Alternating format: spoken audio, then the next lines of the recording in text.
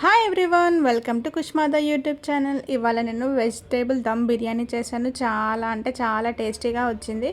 ఇంకా ఖాళీగా ఉన్నాను, బోర్ కొడుతుంది, ఏదైనా టేస్టీగా చేసుకుందామని చెప్పేసి. ఇంకా ఇప్పుడేమో మన కార్తీక మాసం నాన్ వెజ్ అస్సలు తినం మనము. ఇంకా వెజిటేబుల్లోనే ఏదైనా సరే స్పెషల్ ఏదో ఒకటి ఉండాలి కదా అని చెప్పి వెజిటేబుల్ దమ్ బిర్యానీ చేశాను. ఇంకా ఫస్ట్ ఏమో నేను ఆనియన్స్ ఫ్రై చేసి పెట్టుకున్నాను. ఆనియన్ ఫ్రై చేసి పెట్టుకుంటే మనకి కొంచెం ఈజీగా అవుతుంది అని. వెజిటేబుల్స్ ఏమో క్యారెట్ తీసుకున్నాను, బీన్స్, ఇంకా ఆలు, బఠానీ. ఈ పచ్చి బఠానీ కాకుండా ఇంకొక బఠానీ ఉంటుంది కదా, అది కూడా వేసుకోవచ్చు. ఇంకొక 2-3 పచ్చిమిర్చి తీసుకున్నాను, ఒక లెమన్. ఇవన్నీ కట్ చేసి పెట్టుకున్న తర్వాత ఇప్పుడు ఒక గిన్నెలో వాటర్ తీసుకొని ఎసరు పెట్టుకోవాలి. బాస్మతి రైస్ కొంచెం ఒక 50% 60% అట్లా ఉడికించుకుంటాం కదా, అందులో వాటర్లో కొద్దిగా సాజీరా, కొంచెం పుదీనా, ఇంకొద్దిగా అల్లము, పచ్చిమిరపకాయలు, ఇంకేంటి కొద్దిగా లెమన్. ఇవన్నీ కొంచెం ఆయిల్ వేస్తే ఏంటంటే ఆ రైస్ అసలు అతుక్కోవు, మంచిగా పొడి పొడిగా వస్తుందని చెప్పి కొద్దిగా ఆయిల్ వేసుకోవాలి. ఇంకా లెమన్ వేసుకున్న తర్వాత సాల్ట్ మాత్రం మంచిగా వేసుకోవాలి. వాటర్ కొద్దిగా సాల్ట్గా ఉంటేనే రైస్ ఫ్లేవర్ చాలా బాగుంటుంది. చప్పగా ఉన్నా కూడా బాగోదు కదా అని చెప్పి కొద్దిగా సాల్ట్ ఎక్కువే వేసుకోవాలి. ఇంకా వాటర్ కొద్దిగా మసలేలోపు మనం ఇక్కడ ఇవి ఫ్రై చేసుకుందామని చెప్పి ఇంకా మనం ఆనియన్స్ ఫ్రై చేసుకున్నాం కదా, అందులోనే అదే ఆయిల్లో వేసుకుంటే టేస్ట్ బాగుంటుంది. ఇంకా అందులో వెజిటేబుల్స్ యాడ్ చేసుకున్నాను. క్యారెట్, ఆనియన్, బీన్స్, బఠానీ ఇవన్నీ యాడ్ చేసుకొని మంచిగా ఫ్రై చేసుకోవాలి. ఇంకేంటి అంటే ఎక్కువ కూడా ఫ్రై చేసుకోవద్దు, హాఫ్ బాయిల్డ్ అవ్వాలి. ఎందుకంటే మనం దమ్ చేస్తే ఎక్కువ ఫ్రై చేసుకోవాల్సిన అవసరం లేదు. కొద్దిగా హాఫ్ బాయిల్డ్ అయ్యి కొద్దిగా లైట్గా ఫ్రై అయిన తర్వాత మనం దమ్ పెట్టేసుకోవచ్చు రైస్ అని. ఇంక ఇవన్నీ 1 by 1 వేసుకుంటూ ఫ్రై చేసుకున్నాను.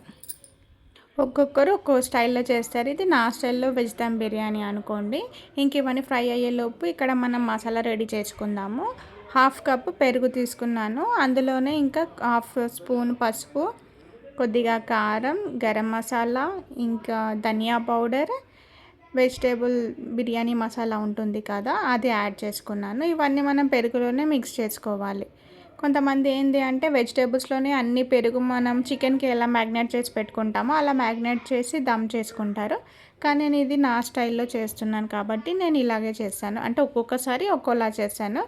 ఇప్పుడు ఇలా చేస్తున్నానని చెప్పి ఇది ఆచి బిర్యానీ మసాలా. ఇంతకుముందు ఎవరెస్ట్ వాడేదాన్ని, ఇప్పుడు ఆచి వాడుతున్నాను. టేస్ట్ బాగుంటుంది బిర్యానీ మసాలా కూడా. ఇంక ఇవన్నీ ఇందులో యాడ్ చేసుకొని మంచిగా మిక్స్ చేసుకున్న తర్వాత మనము వెజిటేబుల్స్లో యాడ్ చేసుకోవాలి. కానీ బిర్యానీ ఎందుకో నాకు చాలా ఈజీ ప్రాసెస్ అనిపిస్తుంది. వెజిటేబుల్ కానివ్వండి, పన్నీర్ కానివ్వండి, చికెన్ బిర్యానీ కూడా. ఏంటంటే ఇవన్నీ మనం మిక్స్ చేసి పెట్టుకుంటే ఈజీగా అయిపోతుంది. మనం కర్రీస్ కంటే కొద్దిగా నాకు చాలా ఈజీ ప్రాసెస్ అనిపిస్తుంది. వేరేవన్నీ చాలా లాంగ్ ప్రాసెస్, కానీ బిర్యానీ అయితే సింపుల్గా ఈజీగా చేసుకోవచ్చు. టేస్ట్ కూడా చాలా బాగుంటుంది కదా. బిర్యానీ ఇష్టం లేని వాళ్ళు ఎవ్వరూ ఉండరు, అందరికీ బిర్యానీ ఇష్టం. కార్తీక మాసంలో no non veg, only veg కాబట్టి వెజిటేబుల్లోనే వెరైటీగా చేసుకొని తినొచ్చు. ఇంక ఇదంతా పెరుగు ఇప్పుడు యాడ్ చేసుకొని మంచిగా మిక్స్ చేసుకోవాలి. మసాలా అంతా యాడ్ చేసుకొని జస్ట్ ఒక 5 minutes అలా మగ్గించుకుంటే సరిపోతుంది. ఇది వేసుకొని ఒకసారి అంతా మిక్స్ అయ్యేలాగా కలుపుకొని మూత పెట్టేసుకొని ఒక 5 minutes అలా మగ్గించుకోవాలి. ఎందుకంటే ఈ వెజిటేబుల్స్కి అన్నీ ఇదంతా పట్టాలి కాబట్టి. సో ఇదంతా మిక్స్ అయిన తర్వాత నేను స్టవ్ ఆఫ్ చేశాను. స్టవ్ ఆఫ్ చేసిన తర్వాత ఒక 5-6 డ్రాప్స్ లెమన్ యాడ్ చేసుకున్నాను. ఎందుకంటే మళ్ళీ వేడిలో చేదుగా వస్తుందేమో అని చెప్పి స్టవ్ ఆఫ్ చేసుకొని లెమన్ యాడ్ చేసుకున్న తర్వాత బాస్మతి రైస్, హాఫ్ బాయిల్డ్ అయిన బాస్మతి రైస్ లేయర్ లాగా వేసుకోవాలి.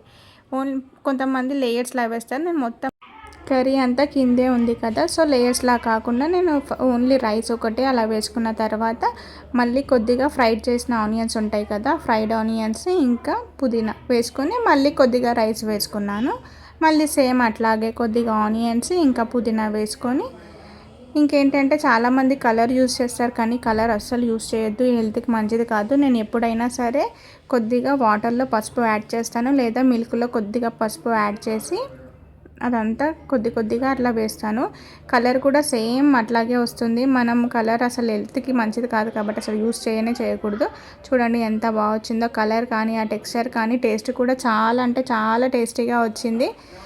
ఇంకేంటంటే అట్లాగే పెట్టుకోకుండా కొద్దిగా నేను మిక్స్ చేశాను, మంచిగా కనిపిస్తుంది అక్కడక్కడ వైట్, ఆరెంజ్, ఎల్లో అట్లా అని చెప్పేసి. మీరు కూడా తప్పకుండా ట్రై చేసి చూడండి. ఈ వీడియో కనుక నచ్చినట్టయితే please like and subscribe, support me. Thanks for watching.